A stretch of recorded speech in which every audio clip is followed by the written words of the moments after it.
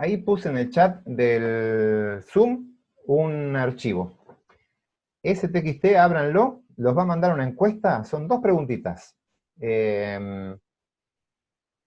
Traten de contestarla lo más rápido posible y en 5 minutitos empezamos a analizar esos datos con las técnicas que vamos a ver en la clase de hoy. Así que hacemos 5 minutos, el que quiere se prepara un mate y arrancamos y cuarto.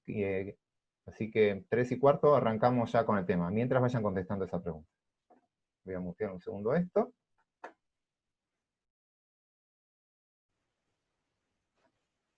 Vamos a arrancar con el tema. Voy a compartir la pantalla.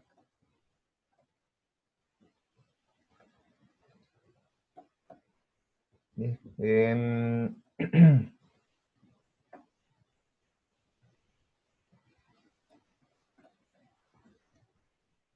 segundito que siempre tardo en hacer esto. Perfecto.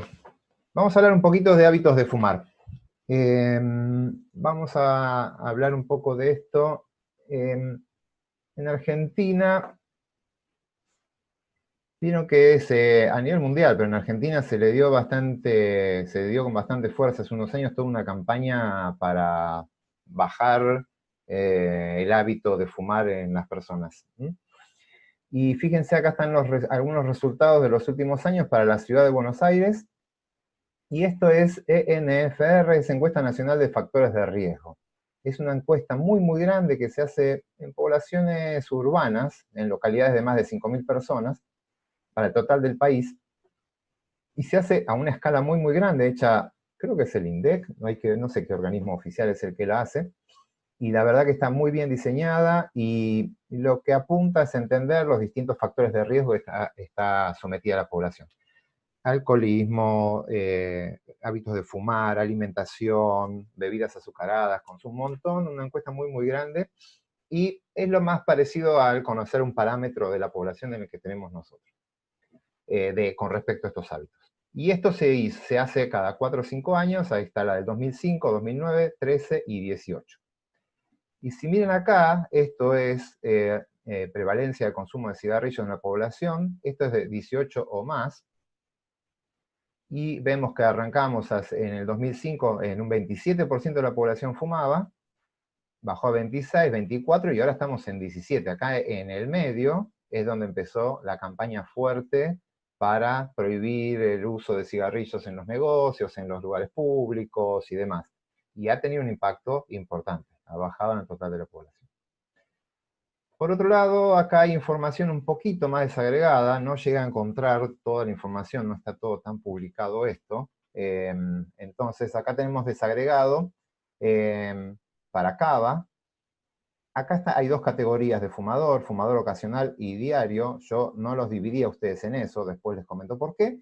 Así que más o menos estaríamos en un 17% de personas que fuman, 42% exfumadores, y 41% que nunca fumó, que sería más o menos lo que estuve preguntándoles a ustedes.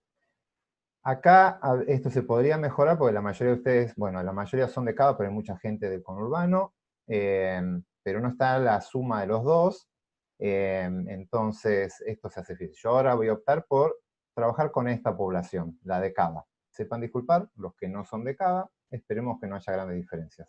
Acá hay alguna que otra diferencia, sobre todo en los exfumadores. Pero bueno, ahora vamos a trabajar con esta. El que quiere, después puede repetir esto con los datos de GBA o compararlos con lo interior, con lo que quiera. Entonces, yo me hago una pregunta. Los biólogos, y junto acá los paleontólogos, suelen tener bastante más conocimiento sobre la toxicidad de las cosas y demás. O sea, hay gente más curiosa y más informada que la población general.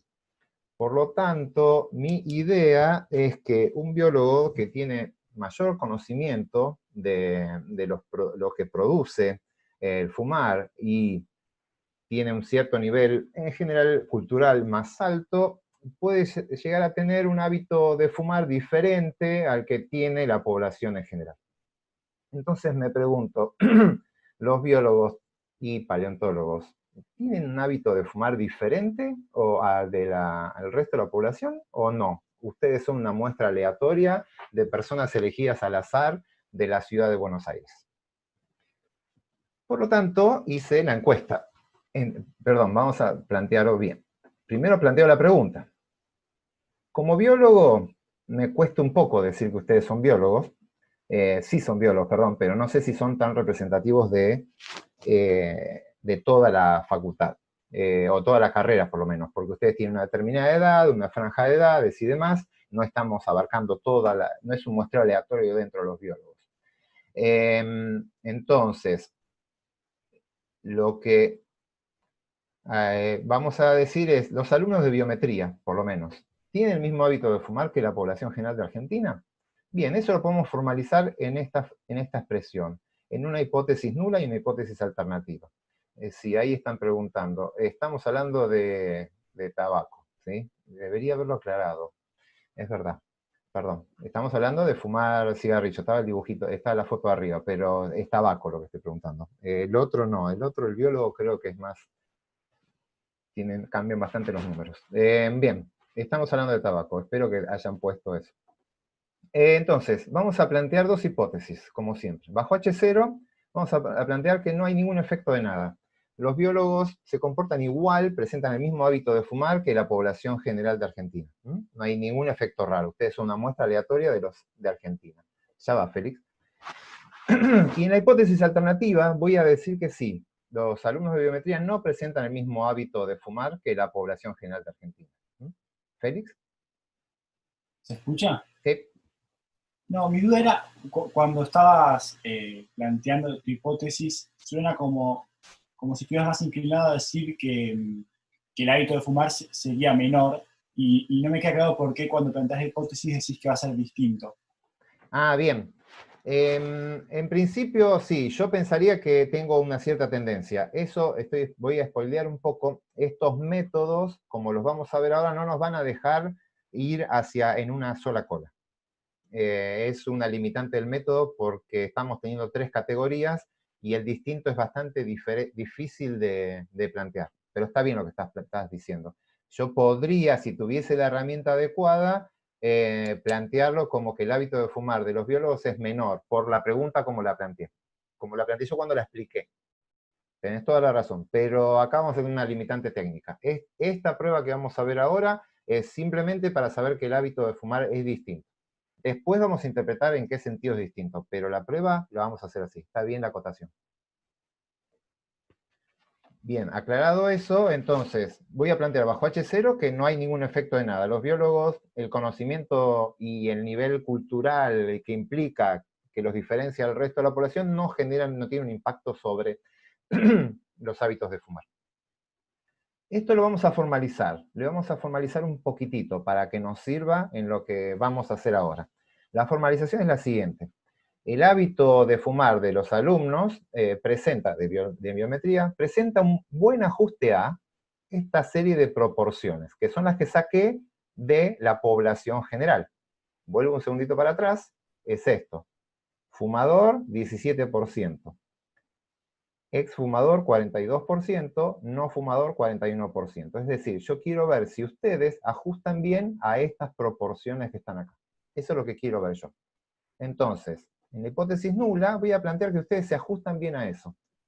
Se ajustan bien que el 17% fuma, el 41%, bueno, está puesto al revés, 41% no fuma, está en la barrita gris de arriba, y el 42%, que es la amarilla del medio, es exfumador. Y en la alternativa voy a decir que tiene un mal ajuste a esto. El hábito de fumar de los alumnos no presenta un buen ajuste, o existe un mal ajuste, a estas proporciones. ¿Sí? Hasta ahí estamos, planteamos esas dos situaciones. Entonces, ahora, recién ahora, voy al campo y tomo la muestra. Con esa información voy al campo. Y ir al campo, para mí, y en vez de ir a cazar biólogos, aprovecho que ustedes vienen solos conmigo, y les hago las encuestas, así que vamos a chusmear. Voy a compartir la pantalla de la encuesta. Si esto me deja compartir pantalla acá. ¿Dónde está? Acá. Y estos son los... Ahí llegaron los 162, perfecto. Bien, preguntarán, ¿por qué pregunté por género? Eso es para la próxima prueba. Ahora nos vamos a quedar con esto. ¿Cuál es el hábito de fumar? Solo me voy a preguntar si ustedes son distintos al resto de la población. Esta información ahora no la vamos a usar. La próxima clase sí vamos a poder usarla, pero ahora no. Ahora vamos a ver esto. Esto es lo que contestaron ustedes. 162 personas contestaron. Ahí dice, vamos a agrandar, el 82% no fuma, nunca fumé. El 17% fuma, perdón, el 11,7% fuma, y el 10% fumaba, pero dejó. Son exfumadores. Esa es la muestra. Por lo tanto, me voy a llevar estos numeritos, los voy a anotar acá, para no andar yendo y viniendo. 82,082 es que fuma. No fuma, perdón, este es el no fuma, fuma, tenemos el azulcito, 11,7, y exfumador, tenemos el numerito que se me acaba de ir, 6,2%. Perfecto. Vuelvo a mi PowerPoint y vamos a seguir avanzando sobre eso.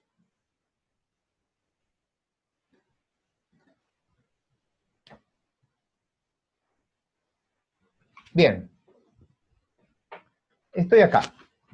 Ahí fuimos al campo, casé unos cuantos biólogos que estaban dando vueltas por ahí. Después vamos a discutir un poquitito del muestreo aleatorio y varias de esas cosas. Ahora vamos a asumir que ustedes son una muestra representativa de biólogos o de estudiantes de biometría. Yo tengo esto. Acá pongo una tabla, la variable es cualitativa, que es el hábito de fumar, y tiene 3 categorías, 3 modalidades: fumador, no fumador o exfumador. Y tengo las proporciones pi, donde planteadas en H0. Si H0 fuera verdadera, yo esperaría el 17% sean fumadores, el 41% sean no fumadores y el 42% sean exfumadores. Eso es lo que debería pasar si ustedes fueran iguales al resto de la población de Argentina. Sin embargo, yo acá necesito las frecuencias, perdón. Voy a salir un segundo, no les voy a cambiar la pantalla, simplemente lo voy a hacer yo. Necesito los numeritos. Tengo 133. Esto es 19. Y estos son 10. Bien. Vuelvo con ustedes.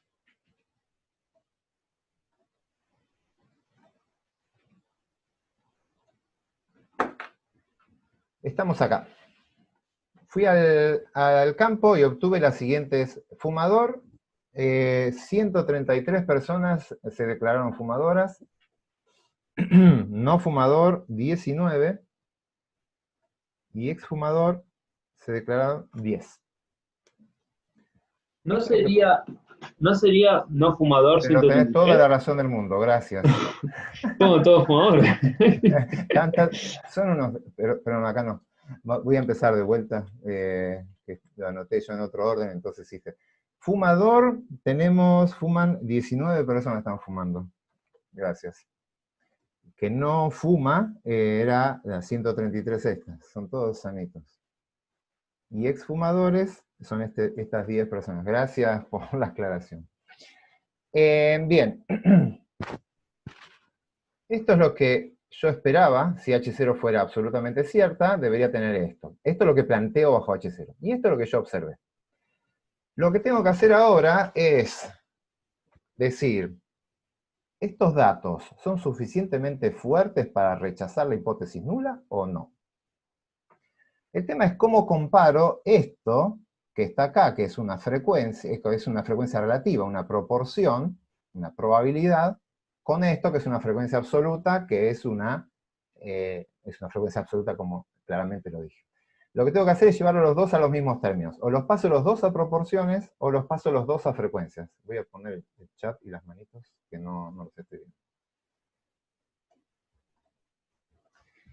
Entonces, lo que vamos a hacer es pasar todo a frecuencia. porque este es un análisis que analiza frecuencias. Hay otros análisis que analizan proporciones. Entonces lo que harían es pasar a proporciones acá no puse esto, son 162 personas las que contestaron. Y un TOC, perdón. Ahora sí. Entonces, les repito, tienen dos opciones. O pasar todo a proporciones y hacer un análisis de proporciones, o pasar todo a frecuencias y hacer un análisis de frecuencias. Para la mayoría de las cosas es lo mismo, el análisis de frecuencias es un poquito más amplio, así que el que vamos a ver en el curso es el análisis de frecuencias, así que vamos a pasar todo a frecuencias. Entonces, ¿cómo vamos a pasar esto a frecuencias? Vamos a buscar frecuencias esperadas. ¿Qué significa una frecuencia esperada? Una frecuencia esperada si H0 fuera cierta. ¿Cuál hubiese sido la frecuencia, el número de personas que me tendría que haber dicho fumador, si ustedes fuesen exactamente igual a la población general?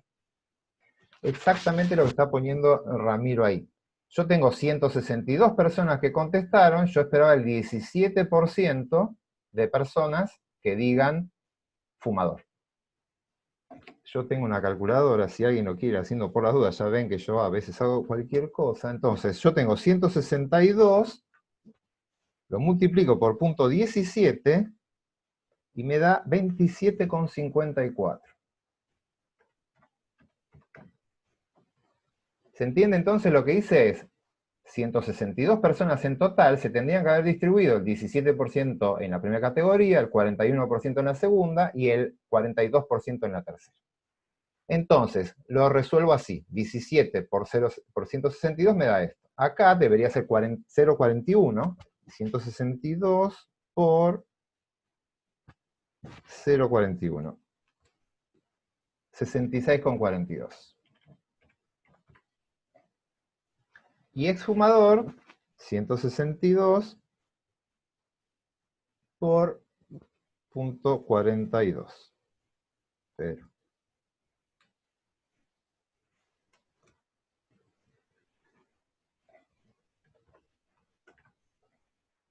Si hacemos las cuentas bien, esto 8, perfecto, 9, esto da 162. Son todas frecuencias absolutas, exactamente. Bien, acá quizás les haga un poquito de ruido. Acá dice, debería haber encontrado 27 personas y media que digan fumador. Obviamente yo no voy a encontrar 27 personas y media, voy a encontrar 28, voy a encontrar 27. Pero es una frecuencia esperada. Una frecuencia esperada bajo H0, así que le vamos a permitir que tome valores con decimales, no me voy a hacer problema. Y es más, recomiendo no redondear demasiado porque esto, si no, puede escalar un poquito ese error, ¿sí? Pero 2 decimales no va a haber ningún problema. ¿Hasta ahí estamos? Veamos una cosa. Yo esperaba, si ustedes fuesen igual que la población general, es decir, si H0 fuera cierta, esperaba 27 personas que me digan que fuman. Y encontré 19, menos de lo esperado. Esperaba 66, cerca de 66, que me digan no fuman. Y encontré 133. Y esperaba 68 que digan soy exfumador, dejé de fumar. Y encontré 10. Esto no son iguales estas dos diferencias. Entonces yo solamente mirando esto puedo decir, no, rechazo la hipótesis nula. La muestra es distinta que lo que espero. No. ¿Por qué? Porque es una muestra. Estas diferencias que yo encontré acá pudieron haber sido dadas por azar. Justo por azar encontré de casualidad muchas personas sanitas en cuanto a hábitos de fumar, y no les gusta fumar acá. O capaz que hay un proceso en el cual los alumnos de biometría fuman menos que la población general. Entonces, tengo que empezar a recurrir a la estadística para decir, la diferencia que hay entre lo que observo y lo que espero es suficientemente grande para rechazar esta hipótesis, o las diferencias se las puedo atribuir al azar. Es decir, ¿las diferencias son significativas o no? ¿Cómo vamos a hacer eso? Necesito calcular probabilidades. Tengo que calcular un p-valor, lo mismo que hicimos antes. Voy a hacer exactamente lo mismo que antes. Voy a calcular un p-valor, voy a fijar un alfa, y si ese p-valor es menor que alfa, voy a rechazar la hipótesis, y si no, no la voy a rechazar. Idéntico. El tema es que para calcular el p-valor, lo que necesito es saber alguna distribución de probabilidades donde ir a buscar ese p-valor. Necesito calcular eso. Así que voy a tener que inventar algún estadístico, algo que yo conozca para poder calcular esa probabilidad. Alguna medida de diferencia. Acá tengo 3 medidas de diferencia. Tengo una medida para fumador, una medida para no fumador y una medida para exfumador. Entonces, tranquilamente podría trabajar con la diferencia de ambas cosas. Podría trabajar con la diferencia entre observado menos esperado. Si hacemos observado menos esperado, yo tengo que 19 menos, voy a hacerlo con la calculadora para no pifiarle con los decimales. Tengo acá menos 88, perdón, 54. Tengo una merma, perdí, o sea, tengo menos 8,54 individuos menos de lo esperado en el sector fumador. En el otro, 133 menos 66,42, pero carancho. Me doy cuenta la cantidad de tiempo que hace que no uso una calculadora. Tanto R.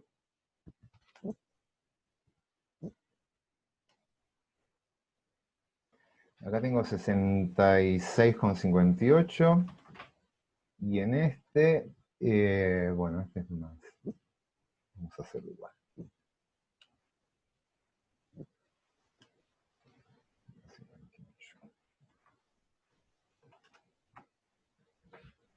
Bien. Voy a trabajar con la diferencia. Quiero saber si la diferencia es suficientemente grande. Acá tengo magnitudes de diferencia. Tengo un menos 8,54, un más 66 y un menos 58. Ahora tengo 3 números. Yo no puedo construir un estadístico al cual le voy a calcular una probabilidad con 3 numeritos. Necesito un número que resuma todo esto. Entonces, podría yo tranquilamente hacerle un promedio de esas diferencias o hacer una suma de esas diferencias, algo que me hable de la magnitud de la diferencia, pero un número que me dé la magnitud. ¿Qué pasa si sumamos todo esto? ¿Cuánto da este número acá? Fíjense, tengo un valor negativo, un valor positivo, y este se compensa. Da exactamente 0. ¿Por qué? Son 162 personas acá y 162 personas ahí. La diferencia es 0, ¿no? Esta muestra tiene la misma cantidad de individuos en ambos lados, simplemente están distribuidos distintos en las frecuencias. Acá siempre va a ser 0. O sea, no puedo construir un estadístico que sea un promedio de las diferencias o una suma de las diferencias. Así que voy a tener que inventar algo diferente. Exactamente.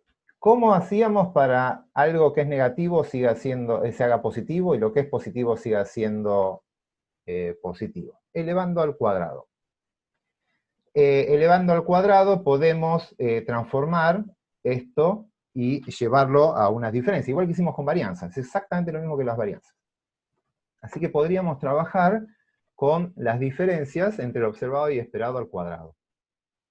Si alguien quiere ir escribiendo ahí cuánto es el menos 58,04, yo voy haciendo estas cosas para hacer un poco más dinámico, alguien vaya haciendo las cuentitas. Elevando esto al cuadrado. Pues 8,54. El negativo, calculo que es este. No, ven, ya ni siquiera encuentro en esta máquina dónde están los negativos. Bueno, igual es lo mismo. Ah, ese 72 es el primero. Hola, miércoles, qué numeritos, grandes. ¿Alguien está haciendo el segundo? Ah, el segundo. 66 al cuadrado. Upa.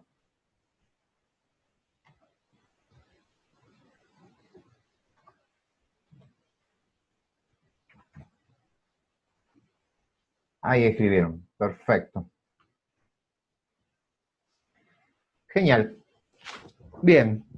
Ahí tengo ahora unas magnitudes de diferencias. Son simplemente diferencias elevadas al cuadrado para que no se compensen las positivas con las negativas. Pero, pregunto, ¿es lo mismo? Yo tengo esas son diferencias absolutas. Si yo tengo una diferencia de... Perdón, Sí, me parece que el segundo renglón da 4.400, andan diciendo en el chat. anoté 4.000. ¿Cuánto da esto? 4432 con 896. 4432,8964. Perfecto. 4. Ahí está. Ahí vamos. A ver, quiero un concepto.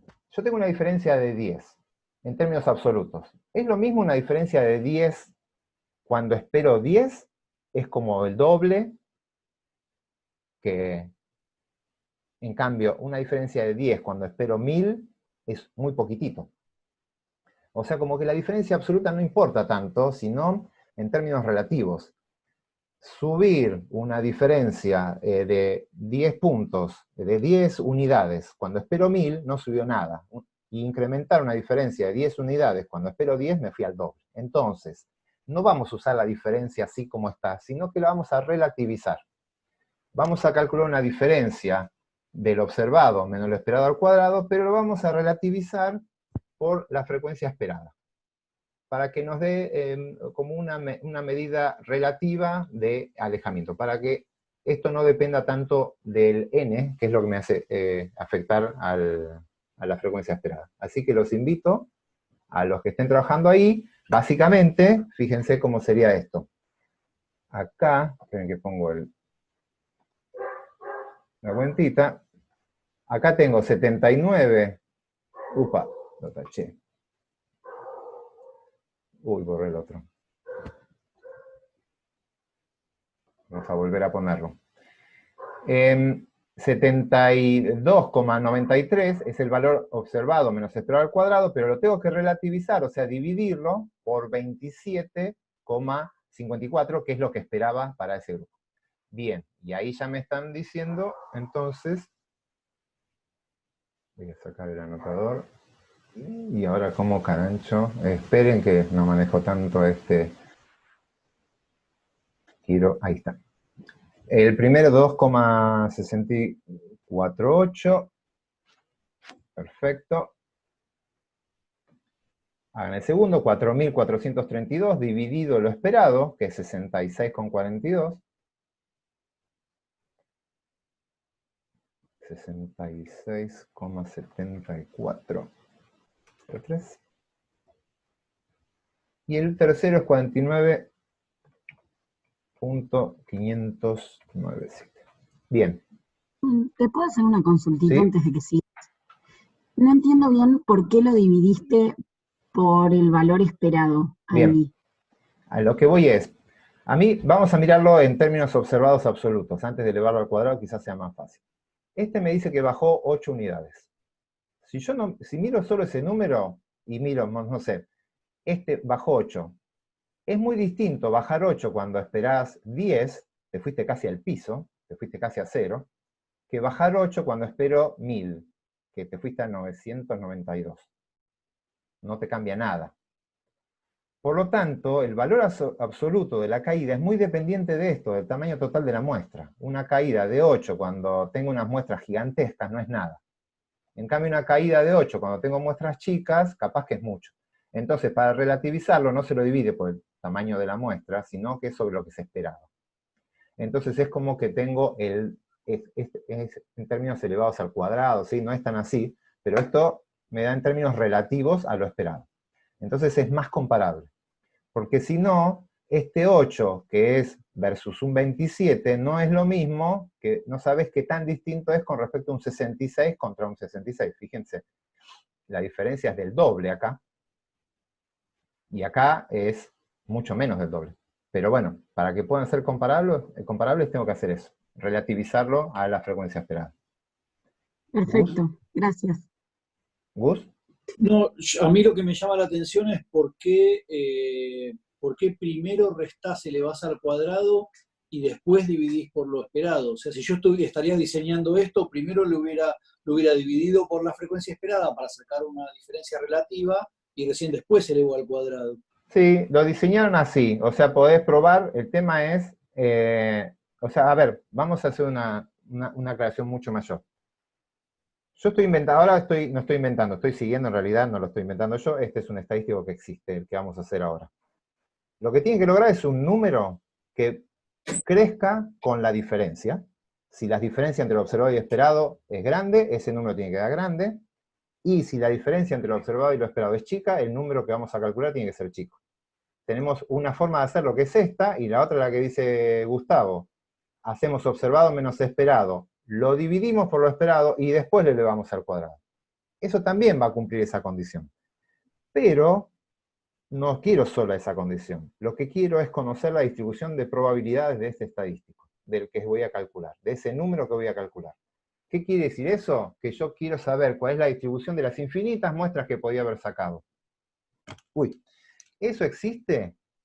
Para el estadístico que les voy a contar ahora. Para ese que está diciendo Gustavo, se podría buscar y capaz que se encuentra cuál es la distribución de probabilidades y se puede publicar y hacemos un nuevo estadístico que se llame bus de escalada y listo, ¿sí? Pero eso se podría hacer. Entonces, vamos a ver qué se está usando. No, sería otra opción, no le veo nada malo, pero debería tener otra forma, otro comportamiento. Bien, lo que me queda ahora... Sí. Está bien. Lo que me queda ahora es, tengo esta magnitud de impacto del el sector fumador. De los no fumadores tengo esta y esta para los fumadores. Ahora lo que voy a hacer es sumar estos tres numeritos, por favor, alguien que me diga cuánto vale esta suma, de estos tres numeritos, y ese va a ser nuestro estadístico. Mientras yo voy dibujando acá abajo la formulita de lo que acabamos de hacer. Eso que hicimos recién, esperen un segundo, voy a poner el anotador.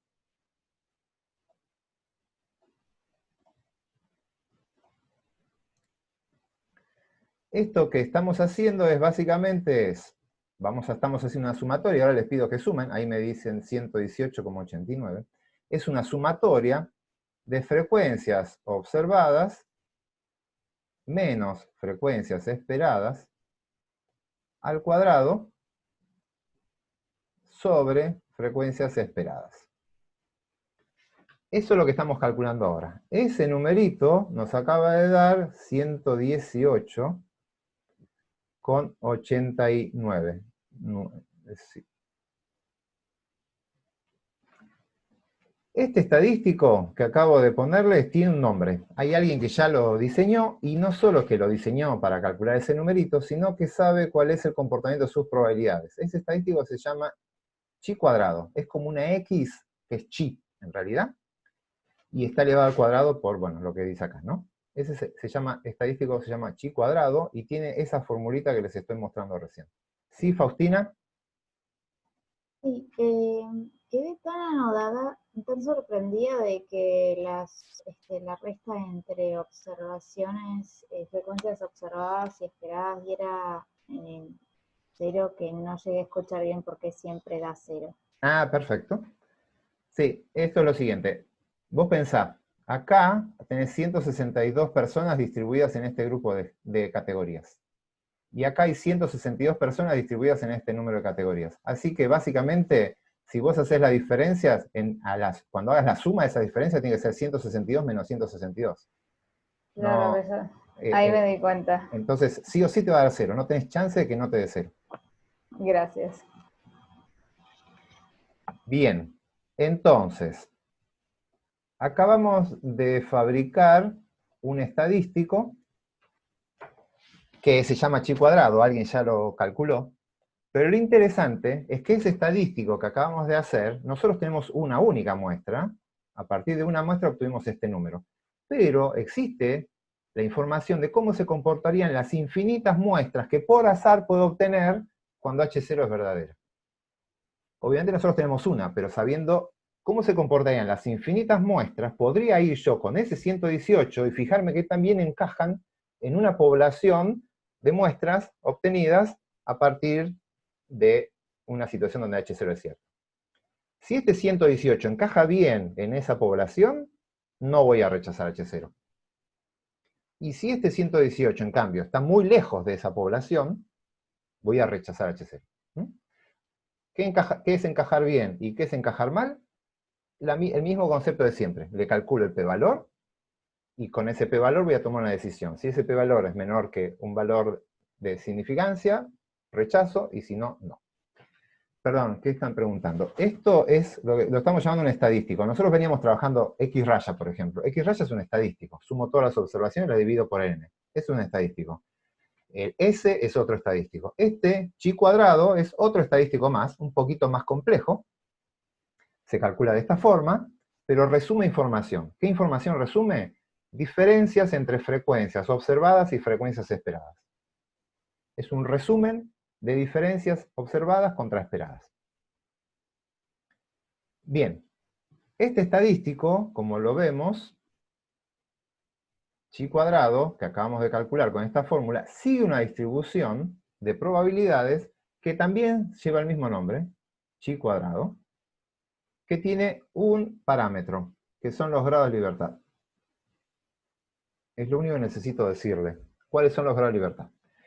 Y ahora les cuento qué son los grados de libertad en esta distribución chi cuadrado. Ahí están preguntando cuál sería el parámetro de una distribución chi cuadrado. Bien, el único parámetro que tiene que dar una distribución de chi cuadrado es lo que les acabo de decir recién. Es los grados de libertad. ¿Y qué son los grados de libertad en el chi cuadrado?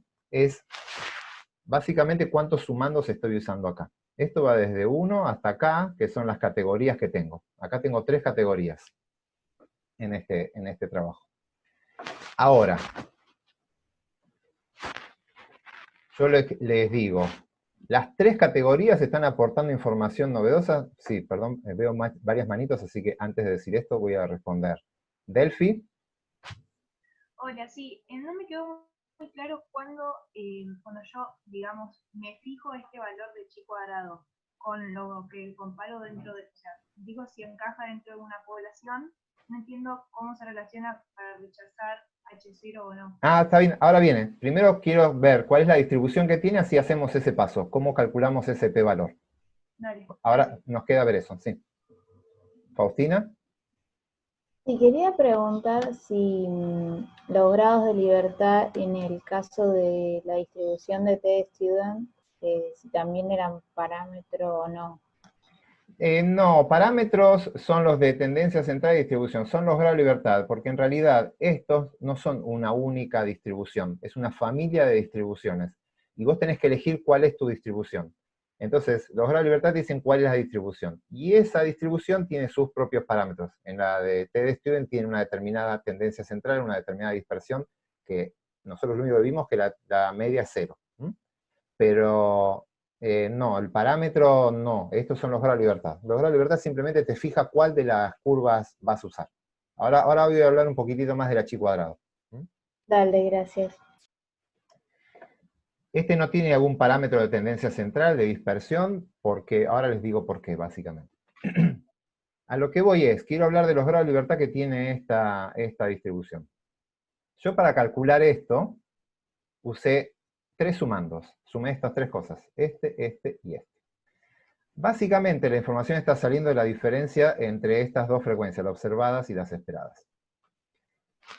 Como estas frecuencias suman 162, que es un valor conocido, si a mí me dan estos 2 números, la tercera frecuencia está al cohete, no aporta información novedosa. Porque todas suman un mismo total.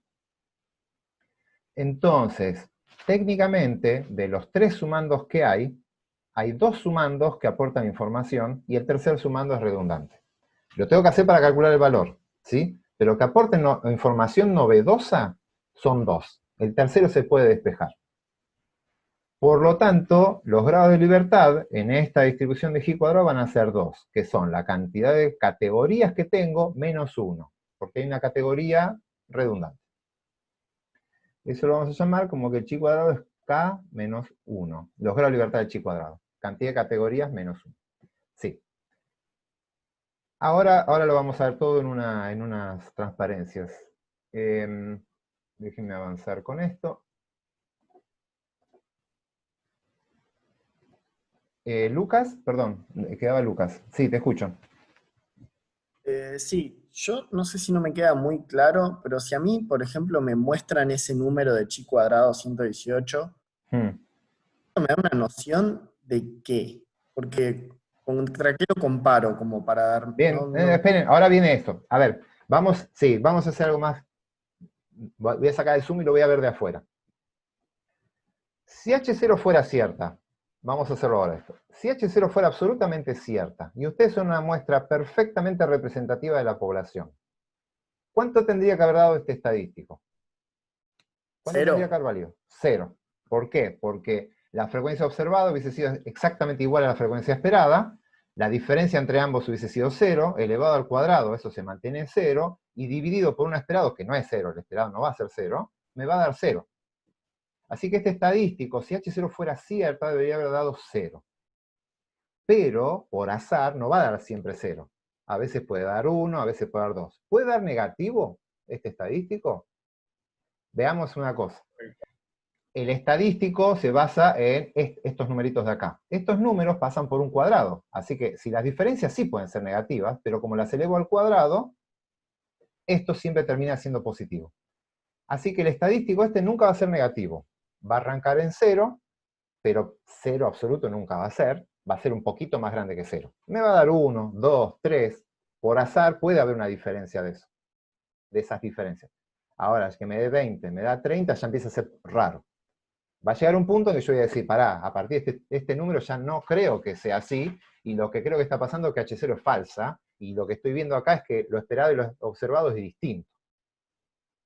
Para eso vamos a tener que conocer cuál es la distribución de probabilidades del estadístico, cuáles son las infinitas muestras que puedo obtener cuando H0 es cierta.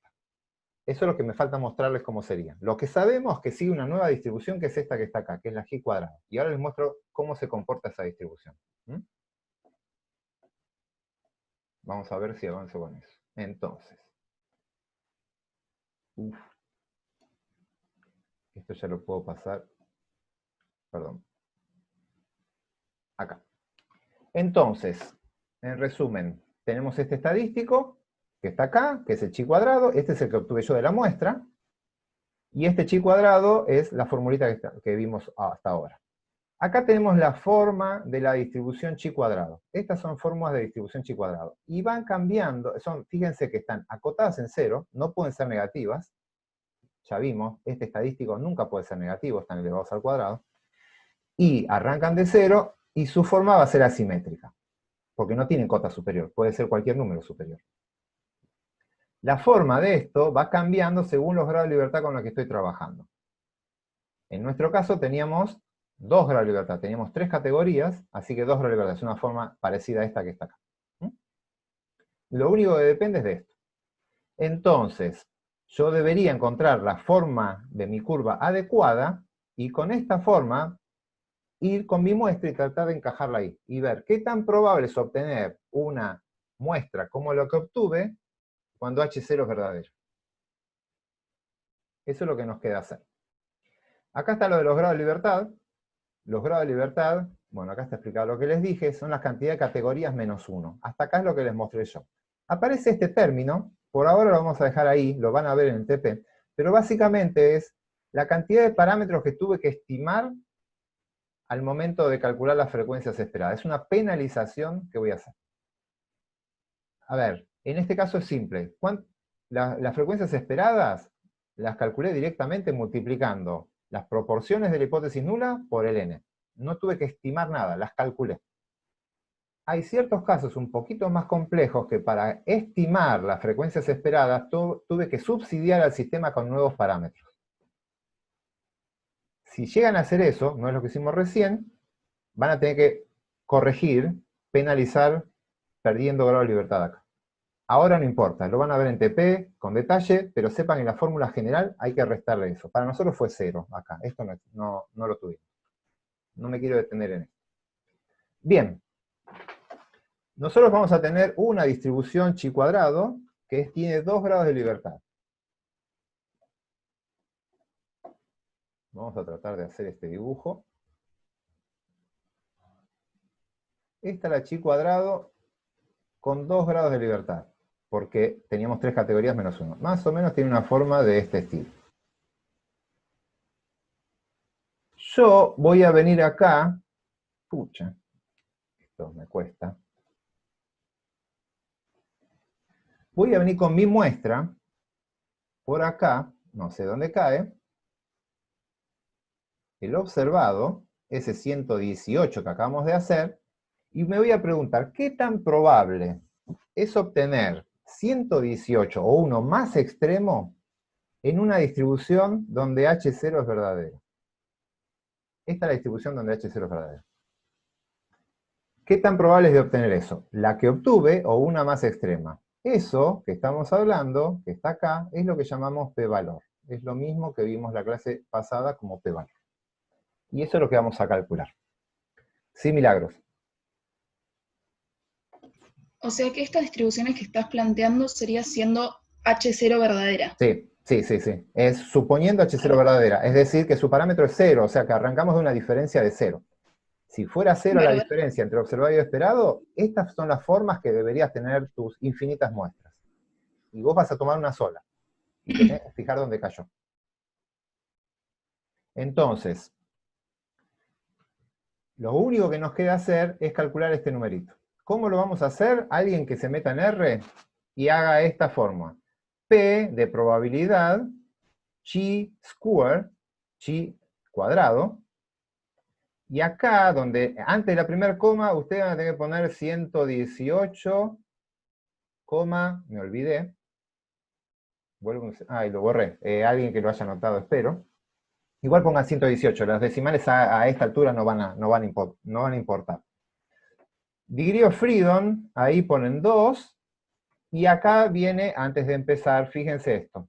Acuérdense, todos estos estadísticos estos son funciones acumuladas. Por lo tanto, le va a dar lo que está de este lado. Por lo tanto, ustedes no quieren la lower tail, quieren la otra. Así que acá pongan falso. Así les tira esto, si no tienen que hacer uno menos eso. Ahí está, el 118,898.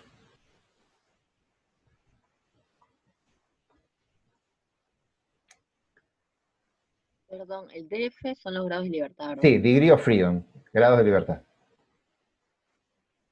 Bueno, si quieren lo puedo hacer yo también, y lo vemos todos en vivo al R.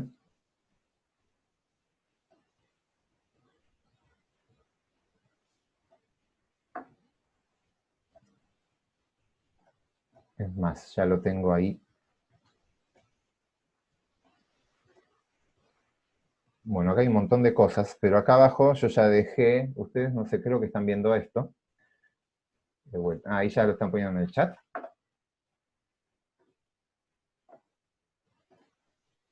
Ahí está. Perfecto. Igual lo muestro acá. Gracias, Ale, y Sofía, y un montón de otra gente. Bien. Acá deberíamos poner el 118, lo pongo redondeado. Acá pongo 2 grados de libertad. Y acá pongo falso. Ah, perdón, P. No, yo estaba poniendo Q. Acá, este es otro. P. Y ahí da el numerito que acaban de decir todos.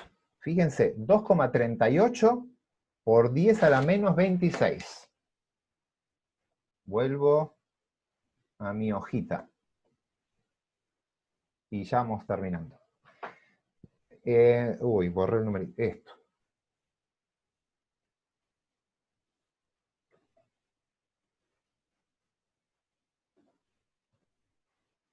Repito el procedimiento, tengo mi distribución chi cuadrado que tiene esta forma, con 2 grados de libertad. Me dice que si yo pongo acá 118 o algo más, la probabilidad que quede acá es un número por 10 a la menos 26. Es decir que hay 26 ceros antes del primer numerito. Ese es un número que prácticamente tiende a 0.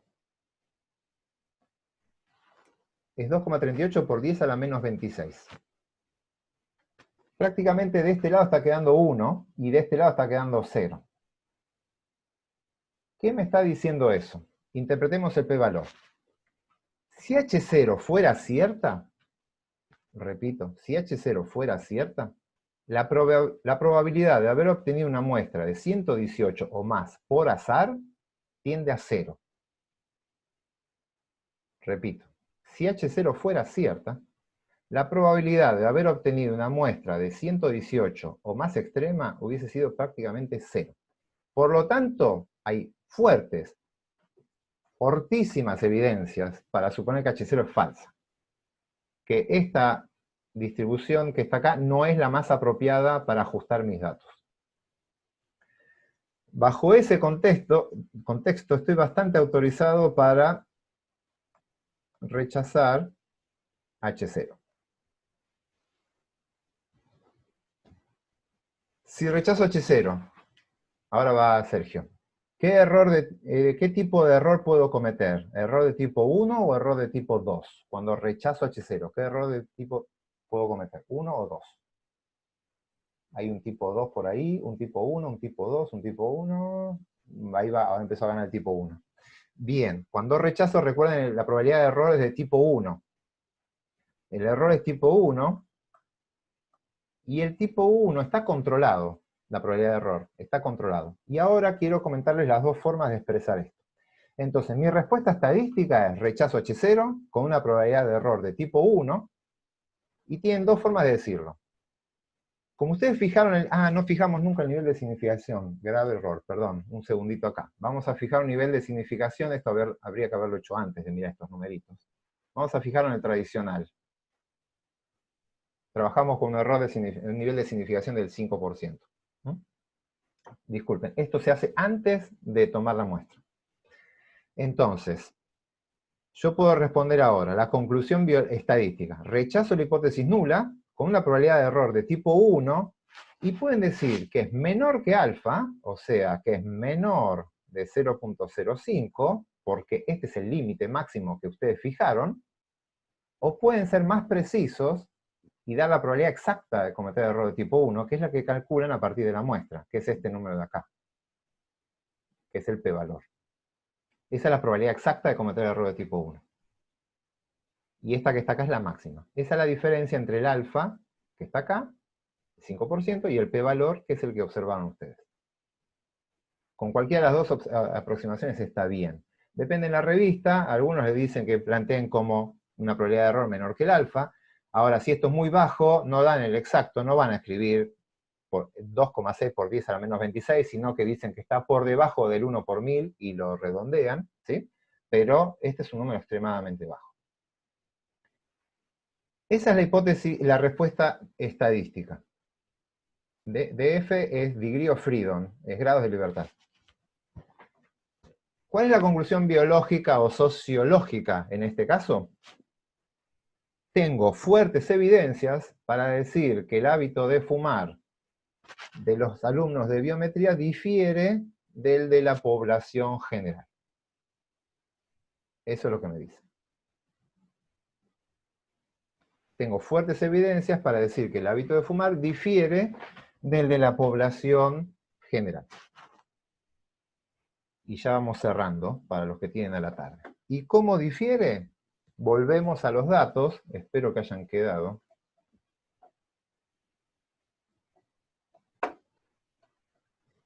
Alguien había levantado la mano, ahora lo tomo. Acá. Bueno, acá lo único que nos faltó es el 118. Tengo que salir de la presentación para ver eso. Oye.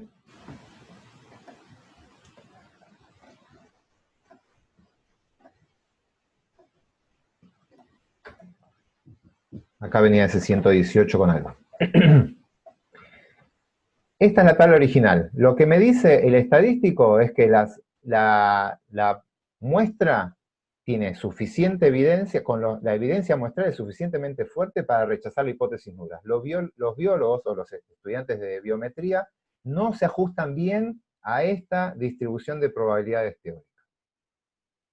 Entonces, no vamos a dejar la respuesta simplemente en eso. Vamos a agregar un poquito más. ¿En qué forma difieren? Lo que vemos es que hay menos gente fumadora, dentro de los biólogos hay menos gente fumadora, y menos gente exfumador de lo esperado. Y hay mucho más no fumadores. Por lo tanto, el hábito de fumar de los biólogos es fumar mucho menos de lo que se esperaría para una población general. Y ahí tendríamos cerrado el estudio. Ustedes no tienen un hábito de fumar similar al que tiene la población general. Claro, clase que viene, no ahora, vamos a retomar vamos a volver a hacer las conclusiones, vamos a hacer esto, y voy a charlar de un problema serio que tiene este estudio que acabamos de hacer. Tiene un par de problemas serios, pero me gustaría discutirlo. Primero, básicamente quiero que me digan, y lo piensen, es si esto cumple uno de los supuestos que siempre venimos planteando, muestreo aleatorio y muestras independientes. Ese es el otro, son todos jóvenes. Gracias por incluirme, ustedes, no está bien, yo no. Sí, eso es otro de los puntos, pero primero es muestreo aleatorio. Es uno de los supuestos que siempre van a tener presentes acá. ¿Dónde intervino el azar en elegir la muestra que elegimos?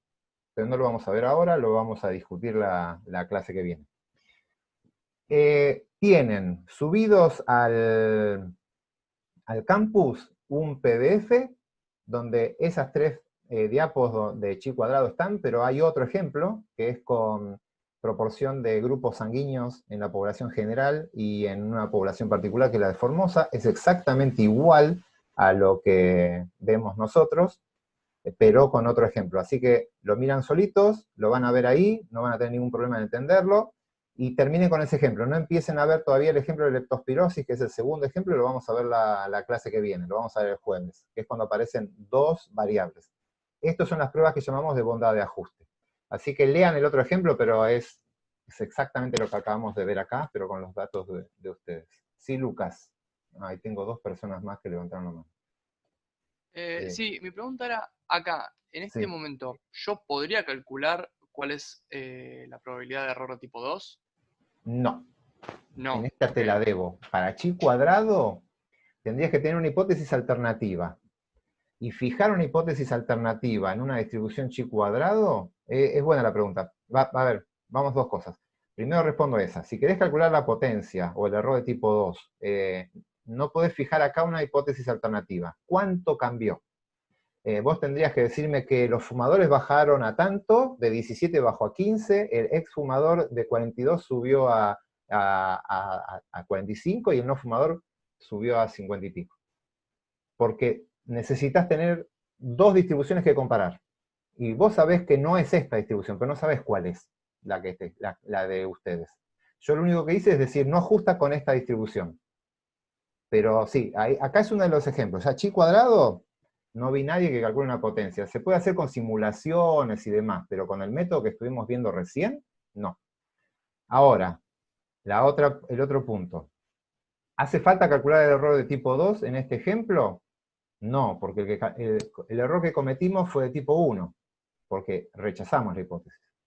Distinto hubiese sido si yo no hubiese rechazado la hipótesis. Si yo no hubiese rechazado la hipótesis, ahí el error que puedo cometer es de tipo 2, y si no lo puedo calcular, no puedo decir mucho, porque no sé si no rechacé porque los biólogos son distintos que el resto, o si no rechacé porque tomé pocos datos sobre la muestra heterogénea, o todo lo que vimos después.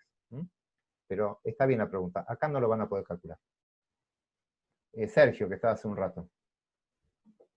Y lo que quería preguntar era si tenía que chequear en este caso si satisfacía la normalidad a la muestra para que valga el test. Sí, eso lo van a ver no lo llegamos a ver ahora, no pedimos distribución normal. Fíjense que la variable es cualitativa, fumador, no fumador, exfumador. Tiene 3 categorías, así que lejos va a ser de una variable con distribución normal. Este es el único ejemplo que vamos a ver, después vamos a volver a todos con distribución normal, en variables cualitativas. La variable es cualitativa acá. Es fumador, no fumador, exfumador.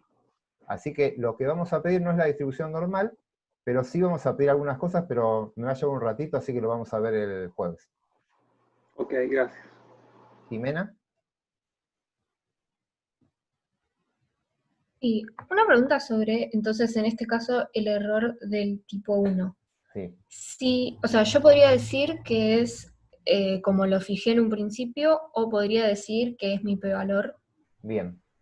El que fijaste vos es el máximo que vas a cometer. Me voy a detener 2 segunditos. Hay gente que ya se está yendo, pero bueno. Sí, lo voy a seguir grabando, no importa. Vamos a repasar eso acá. Yo tengo mi distribución. Yo puedo fijar el alfa acá. Si yo pongo el alfa, Acá voy a tener un valor crítico de corte, que es un chi cuadrado de corte. Acá me va a quedar el 5%, y acá el 95%. Si mi estadístico cae en cualquier lugar de acá, ¿ustedes qué hacen? Rechazan la hipótesis, ¿verdad? Cae de este lado, de acá para allá. Esta es la zona de rechazo. Y la otra es la zona de no rechazo. Por lo tanto, si cae en cualquier lado de esto, yo voy a rechazar. Si cae de este lado, no voy a rechazar. Así que la única probabilidad que tengo de equivocarme es que sea del 5%, la máxima. Porque si mi estadístico cae acá, yo calculo esta probabilidad, a lo sumo será de 4,9%. Cualquiera de estos va a tener una probabilidad menor. Mi estadístico ahora se me fue re loco, cayó por acá, 118 se fue por ahí. Pero si hubiese tenido un estadístico más razonable, hubiese caído por ahí, el p-valor, ahí cae el estadístico, el p-valor es esto nada más. Y esta probabilidad que va a ser el p-valor, va a ser menor que alfa. Porque alfa es más que eso. El p-valor, si es menor que alfa, voy a rechazar. Y si es mayor que alfa, ya no rechazo. Por lo tanto, ya el error no va a ser de tipo 1. Claro. Por lo tanto, si lo piensan bien, el error de tipo 1 nunca va a ser mayor que alfa. Está fijado en alfa. Porque si ya llega a ser mayor, no rechazan. Por lo tanto, ustedes pueden informar con un nivel de significación, o sea, un máximo de nivel de error de tipo 1 en 5%, o con un p-valor, es decir, la probabilidad exacta de cometer error de tipo 1 del y dan el p-valor. Son las dos opciones, están bien. Ah, ok. ¿Más consultas? Voy a cortar la grabación, no sé si puedo acá. No, primero tengo que dejar de compartir.